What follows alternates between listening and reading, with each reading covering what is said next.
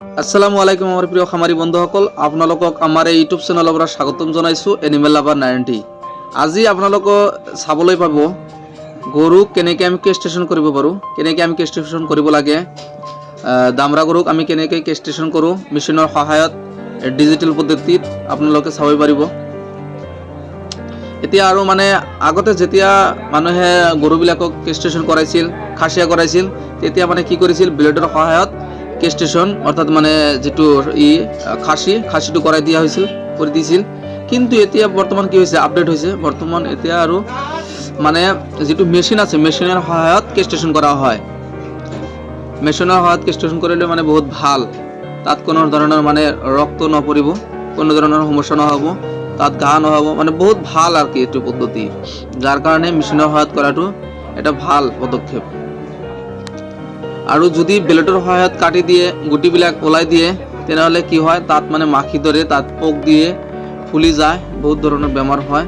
গতিকে আপোনালোকৰ ঘৰত থকা যিবিলাক মানে মতা গৰু আছে, সেইবিলাকক যদি আপোনালোকে কেষ্ট্ৰেশ্যন কৰিব বিচাৰে, তেনেহ'লে কেষ্ট্ৰেশ্যন কৰিব পাৰিব, অৰ্থাৎ খাচীয়া কৰিব পাৰিব। খাচীয়া কৰিলে মেচিনৰ সহায়তহে কৰিব। মেচিনৰ সহায়ত কৰিলে কি হ'ব, মানে বহুত ভাল হ'ব।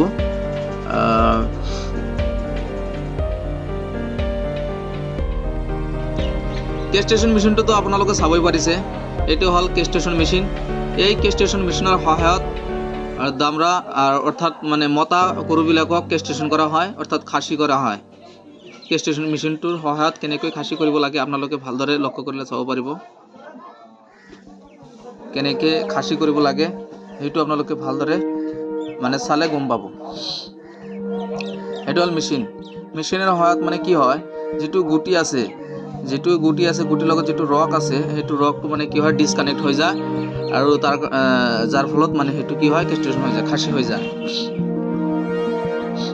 এনেকুৱা এটা পদ্ধতি। ইয়াত যিটো গুটি আছে, সেই গুটি দুটা মানে ভিতৰতে থাকিব, কিন্তু এইটো কি হ'ব, লাহে লাহে সেই গুটি দুটা মানে শুকাই যাব। 1 মাহৰ ভিতৰত মানে শুকাই যাব একদম। আৰু এইটো কৰাৰ পিছত কিন্তু গৰুজনীক ইনজেকশ্যন মাৰিব লাগে, বিষৰ ইনজেকশ্যন মাৰি দিব লাগে, নহ'লে গৰুটো মানে একদম মানে বহুত হেৰি হয়, আঘাত পায় না। সেইকাৰণে কি হয়, এইটো বিষৰ ইনজেকশ্যন যিটো আছে, সেইটো মাৰি দিব লাগে। মাৰি দিলে গৰুটো ভাল হয়। এটা গৰুৰ দুটা গুটি থাকে, এটা ছাইডত প্ৰথমত মাৰিব লাগে, আৰু বেলেগ এটা ছাইডত তাৰপিছত মাৰিব লাগে।